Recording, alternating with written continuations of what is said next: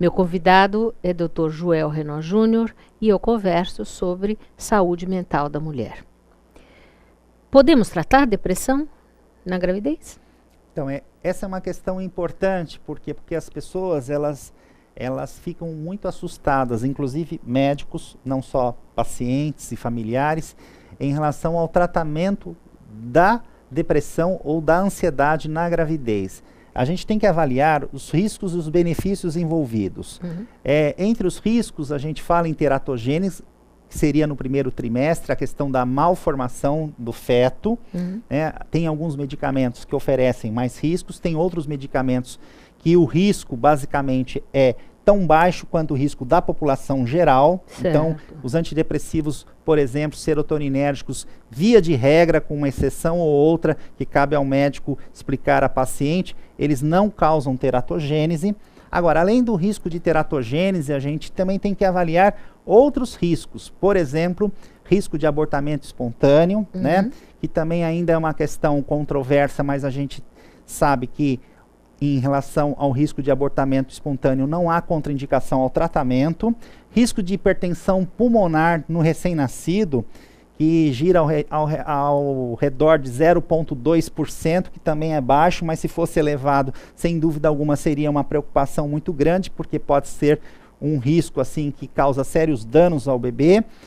Riscos muitas vezes de abstinência, parando a medicação no final da gravidez, ou então riscos de intoxicação lá na amamentação. Mas assim, de uma forma geral, se o médico ele tem uma competência e um conhecimento, sem dúvida alguma, ele pode prescrever a medicação tanto na gravidez quanto no pós-parto, deixando muito claro que também a depressão não tratada, a ansiedade não tratada na gravidez. Qual o risco?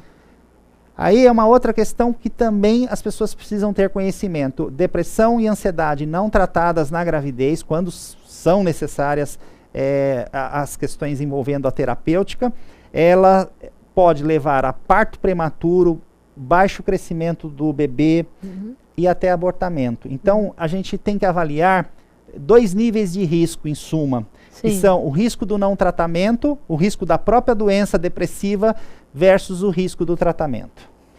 São coisas importantes, que estão em jogo. Sim, muito importante e assim, é fundamental que haja uma interação maior entre obstetras e psiquiatras nesse período de vida, porque o que eu percebo nesta área é que muitos médicos têm conceitos de décadas atrás, quando cursaram a faculdade de medicina, não evoluíram, não se atualizaram cientificamente, e daí acabam passando para a paciente um mito de que não se pode tratar depressão na gravidez. Sim, mas sem ser do ponto de vista teratogênico, do ponto de vista assim, do desenvolvimento orgânico do bebê, do ponto de vista neurológico, afeta a criança? Então, todos os trabalhos acompanhando crianças que são filhos de mães que foram expostas ao uso de antidepressivos na gravidez, essas crianças não tiveram atraso no desenvolvimento de linguagem, neuropsicomotor, etc. Inclusive QI. O único medicamento assim que a gente pode falar que não se deve realmente utilizar na gravidez é um medicamento para transtorno bipolar, são 2, aliás, que são a carbamazepina e o ácido valproico. Esses 2 realmente são 2 estabilizadores de humor para quadros de transtorno bipolar que não devem ser utilizados em hipótese alguma na gravidez. E falando nisso, e para o transtorno de humor, e em casos, por exemplo, no pós-parto, como que se faz? Em caso do pós-parto, a gente sabe que tem alguns medicamentos que podem também ser conciliados com a amamentação.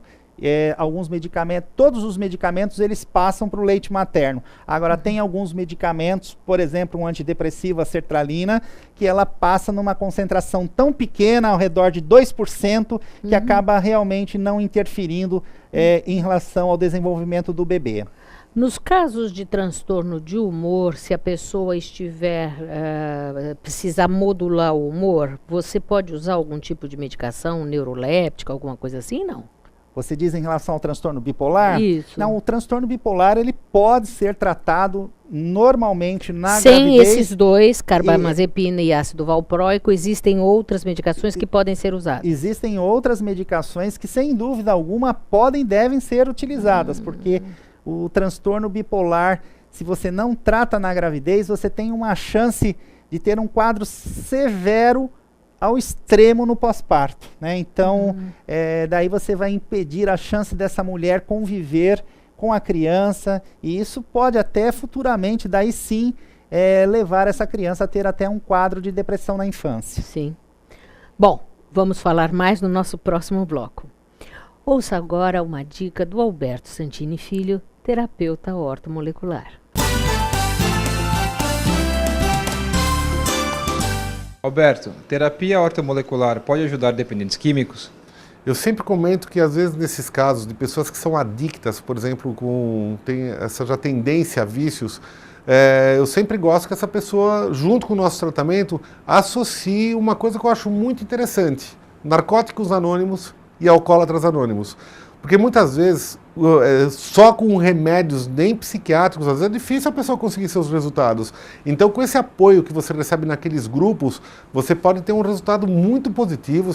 Eu tenho pessoas, eu já fiz tratamentos direcionados a esses tipos de grupos, que com essa associação da terapia ortomolecular mais o grupo, tiveram resultados de ficarem pessoas ótimas que não usam mais drogas. É uma constância de não dar o primeiro gole e nem a primeira tragada, eu estou dando como exemplo. Mas nós temos, no caso, elementos químicos que nós associamos, como, por exemplo, existe uma estrutura que é de zinco, cobre, selênio, magnésio e fósforo, que ele é usado para vícios em drogas, mas não só vícios em drogas em si, pode ser também vícios em atitudes. Porque às vezes a pessoa é viciada na atitude, como o toque, ou, por exemplo, ela tem uma atitude de vício de chocolate. Isso também é um vício. Então, para esses grupos nós usamos... É lógico que nós analisamos a pessoa como um todo, procuramos trabalhar a pessoa na sua personalidade, dentro da emoção que está te perturbando, porque emoção são muitas, nós precisamos detectar aquela que está incomodando mais, fisicamente, onde pode estar já gerando algum tipo de sintoma, mas sempre associado a esse contexto geral, nós utilizamos essa estrutura dos vícios, que não é só vícios de drogas, é vícios de drogas e atitudes. E os resultados normalmente acabam sendo muito positivos, e é lógico, precisa ter uma grande força de vontade da pessoa. Porque eu sempre falo que quem conquista a saúde, muitas vezes não é o parente que mais te ama, é você. Então você tem que ter a força de querer sobreviver, porque normalmente as drogas, o caminho não é bom. Ou é perda de família, ou muitas vezes chegamos até a perda da vida da pessoa. Então ela precisa se conscientizar e fazer um trabalho que ela vai com certeza estar fortalecida para enfrentar essa guerra, que é uma guerra difícil, mas com certeza ela pode ter um resultado muito positivo e sair vitoriosa no final.